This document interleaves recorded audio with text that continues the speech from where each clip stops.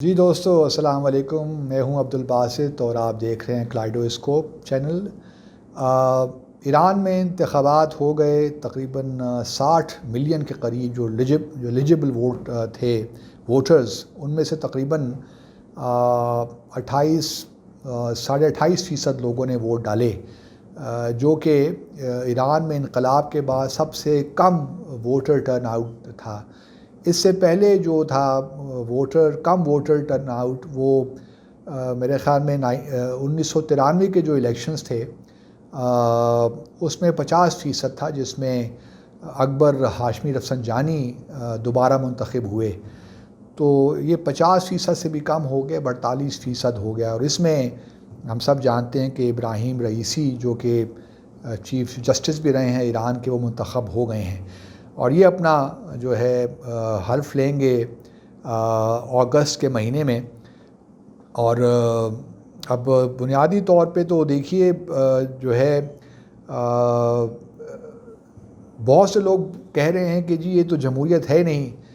کیونکہ جو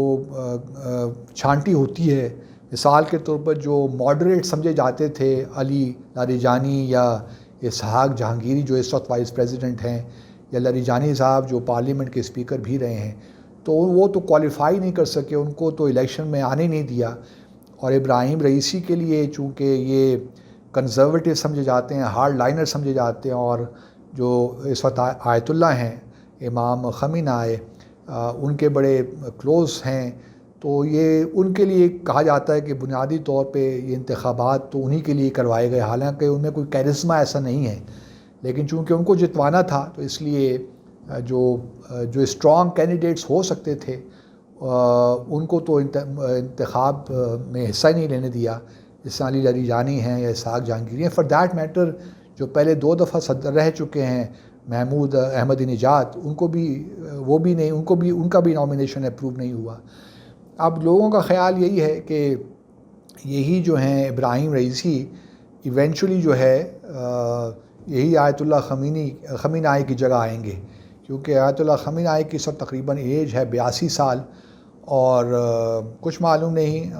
یہ تو اللہ تعالیٰ بہتر جانتا ہے کہ کتنی زندگی انسان کی ہے، لیکن اگر آپ کو یاد ہو تو یہ بھی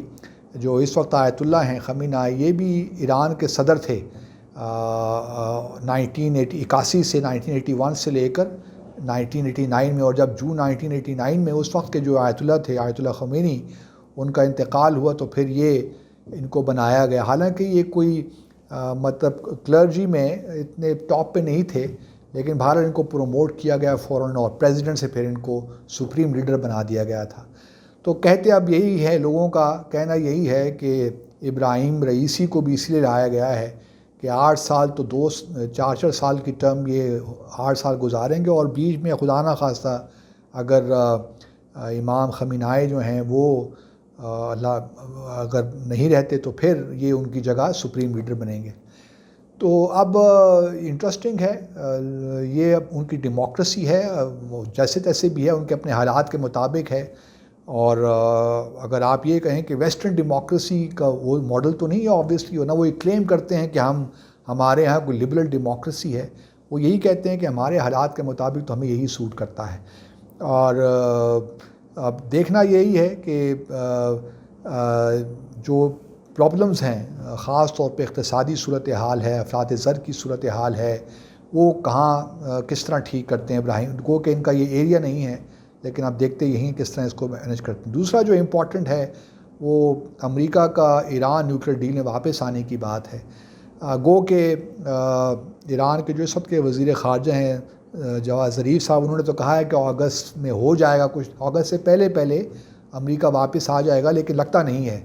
اب شاید ایران کی پوزیشن زیادہ ہارڈ ہو جائے، اور اب یہ معاملہ اگست کے بعد تک ہی جاتا ہوا دکھائی دیتا ہے، اور جب تک وہ نہیں ہوتا اس وقت تک یہ جو سینکشنز، جو یک طرفہ سینکشنز یو ایس نے لگا رکھی ہیں، وہ بھی شاید نہ ہٹیں۔ تو ایک گمبھیر ہو گیا ہے ذرا معاملہ ایران کے لیے بھی، اور دنیا کے، اور خاص طور پہ امریکہ، کیونکہ صدر بائیڈن کی خواہش ہے کہ وہ جو ہے اس JCPOA ہے، جوائنٹ کمپریہنسو ایگریمنٹ جو ہے، اس میں واپس جانا چاہتے ہیں وہ، لیکن اب تھوڑا سے حالات مشکل لگ رہے ہیں۔ دوسری طرف ہم نے یہ بھی دیکھ رہے ہیں کہ اسرائیل میں ایک نئی حکومت آ گئی ہے، پرائم منسٹر بینٹ جو ہیں انہوں نے بھی ایک بیان دیا ہے کہ یہ جو ابراہیم رئیسی ہیں یہ تو بچر آف تہران ہے کوٹ ان کوٹ، کیونکہ ان کے زمانے میں یہ جو کمیشن بنا تھا اس میں انہوں نے جو ڈسیڈنٹس تھے بہت سی ایکسیکیوشنز ہوئی تھی شروع میں ایران کے انقلاب کے فوراً بعد، جو کہ ہر انقلاب میں ہوتا ہے۔ تو یہ اسرائیلی پرائم منسٹر نے ان کو بچر آف تہران کا نام لقب دے دیا۔ اب دیکھنا یہی ہے کہ آگے ایران کے جو معاملات ہیں کس طرح چلتے ہیں، خاص طور پہ سعودی عرب کے ساتھ تعلقات میں کس طرح معاملات آگے چلیں گے۔ پھر افغانستان کے معاملات بھی ہیں اپنی جگہ بڑے امپورٹنٹ، وہاں پہ طالبان لگتا ہے کہ آج نہیں تو کل وہ دوبارہ ٹیک اوور کر لیں گے۔ تو اب ایک کنزرویٹو جو ہے بنیادی طور پہ دیکھیے ایران میں تو جو ہے سپریم لیڈر ہی کالز دا شاٹس، ان کو صرف جو ہے وہ ایک مجلس جو ایک ہے مجلس جو کونسل آف ایکسپرٹس ہے وہی ان کو ہٹا سکتی ہے، جو کہ سسٹم میں پاسبل نہیں لگتا۔ تو he is the most powerful man, spiritual leader بھی ہیں اور پولیٹیکلی بھی ہی از ویری پاورفل، کیونکہ گارڈین کی جو کونسل ہے، جو ریولیوشنری گارڈز ہیں وہ انہی کے انڈر ہیں۔ تو اب Ebrahim Raisi finally supreme leader بنتے ہیں نہیں بنتے یہ سوال ہے، لیکن جو شارٹ ٹرم میں وہ کویسچن یہ ہے کہ آیا ان کے آنے سے یو ایس اور جو اس وقت مذاکرات چل رہے ہیں وہ فیزیبل بناتے ہیں کہ یو ایس جلد از جلد واپس نیوکلیئر ڈیل میں آ جائے، سینکشنز ہٹیں، اور پھر سعودی عرب کے ساتھ تعلقات اور افغانستان۔ تو یہ امپورٹنٹ چیزیں ہیں جس کے حوالے سے،